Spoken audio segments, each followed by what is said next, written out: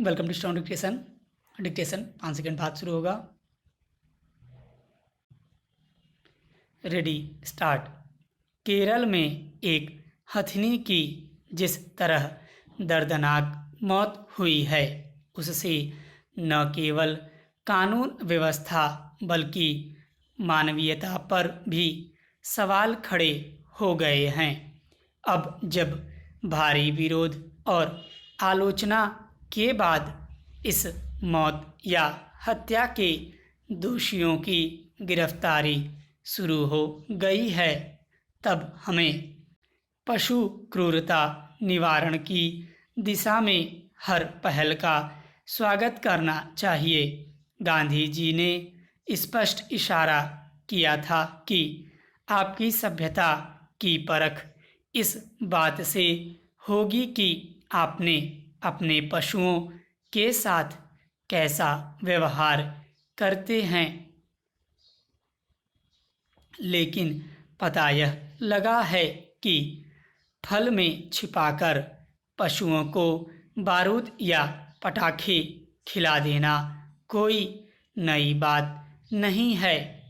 चुपचाप न जाने कितने पशु मार दिए गए होंगे।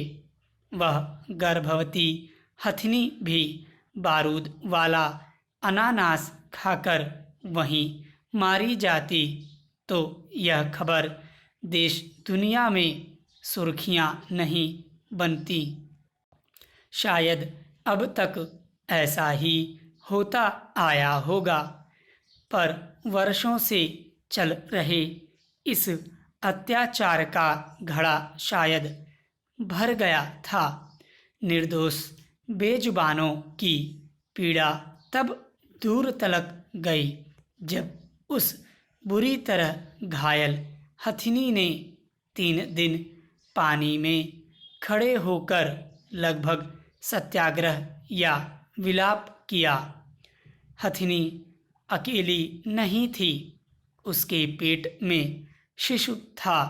यह एक ऐसा घटनाक्रम है जो दशकों तक याद रखा जाएगा और संवेदनशील लोगों को रुलाता रहेगा। आमतौर पर घायल होने के बाद जानवर आक्रामक हो जाते हैं, लेकिन वह हथिनी आक्रामक नहीं हुई।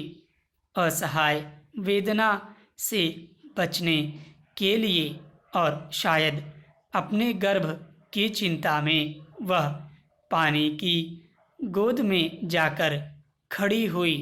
शायद उसे तुरंत पानी से बाहर निकाल लिया जाता और उसका हर संभव इलाज हो पाता तो मानवता यूं शर्मसार नहीं हो रही होती। दोषियों को कतई माफ़ न किया जाए, साथ ही अपनी फसलों को बचाने के इस बारूदी तरीके पर भी पूरी कड़ाई से रोक लगनी चाहिए। अभी पशुओं के साथ होने वाली क्रूरता को रोकने के लिए जो कानून हैं वे शायद अपर्याप्त हैं और उन्हें लागू करने में सरकारी एजेंसियों की कोई खास रुचि नहीं है। ऐसी घटनाओं से निपटने के लिए केरल सरकार को अपने स्तर पर पूरे इंतजाम करने होंगे। केरल की व्यापक छवि में हाथियों की अपनी गरिमामय उपस्थिति है। इसी प्रेम भाव के विकास के लिए पूरे राज्य में काम होने चाहिए। केरल या उसके किसी जिले या किसी समुदाय के खिलाफ नफरत की राजनीति समस्या का निदान नहीं है, लेकिन यह विवाद जिस तरह से बढ़ रहा है उससे लगता है यह सड़क कोर्ट से विधानसभा तक गरमाएगा। अतः पशुओं के अधिकारों के लिए सक्रिय लोगों को पूरी सावधानी और संयम से अस्थायी समाधान की ओर बढ़ना होगा, तभी वे लक्ष्य तक पहुँचेंगे। वैसे हाथियों के प्रति क्रूरता केवल केरल की समस्या नहीं है। छत्तीसगढ़, कर्नाटक, महाराष्ट्र, झारखंड, उड़ीसा, पूर्वोत्तर से भी शिकायतें आती रहती हैं। इन हाथियों को जंगल से बाहर न आना पड़े, इसके प्रबंध बार बार चर्चा व सिफारिश के बावजूद नहीं हो रहे हैं।